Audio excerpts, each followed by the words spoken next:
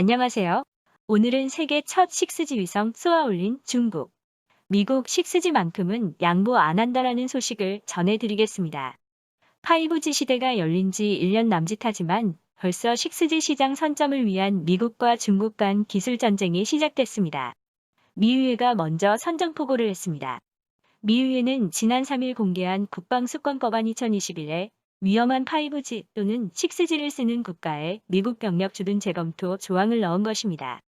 미군이 주둔하는 동맹국은 5G는 물론이고 6G도 쓰지 말라는 압박입니다. 6G는 아직 지구상에 없는 일반인에게 낯선 기술입니다.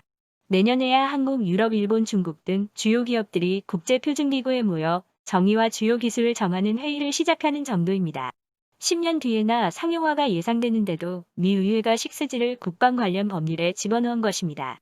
전문가들은 5G에서 중국 화웨이의 압도적인 기술 앞에 참패한 미국이 6G에선 중국의 싹을 밟으려는 계산된 전략이라고 분석했습니다. 국내 대기업의 관계자는 중국과 6G 기술 협력을 했다간 자칫 안보 위협이라는 정치적인 소용돌이에 휘말릴 우려가 있다며 6G만큼은 중국과 연고 협력하지 말라는 사실상 협박이라고 말했습니다. 6G는 5G보다 10배에서 10배 빠르고 도달 공간도 지상은 물론이고 10km 상공까지 커버하는 기술이 될 가능성이 큽니다. 현재대로라면 6G 기술 주도권도 5G 때 가장 많은 표준 특허를 낸 중국이 질 수 있습니다. 전 세계 5G 표준 특허 가운데 20% 이상을 화웨이와 ZTE가 제공했습니다. 미국은 테크 최강국이지만 유독 통신장비 시장에선 약한 모습을 보였습니다. 세계 통신장비 기업 탑5에 미국 기업은 하나도 없습니다.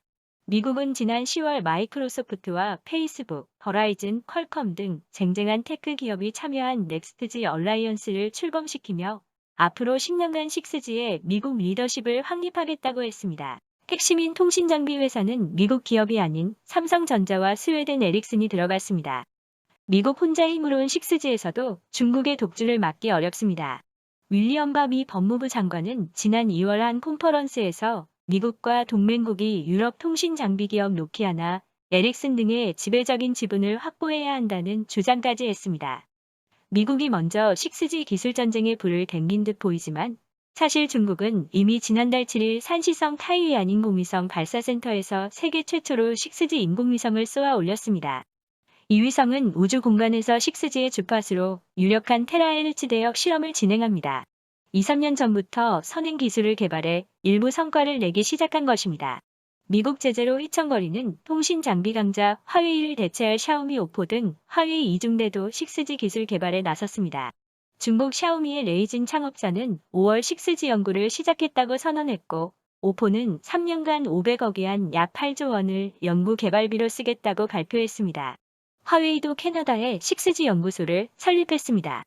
오늘의 추천 영상은 주요 국가 14개국 73% 중국의 비호감, 중국 인민 93%가 정부의 만족입니다. 감사합니다.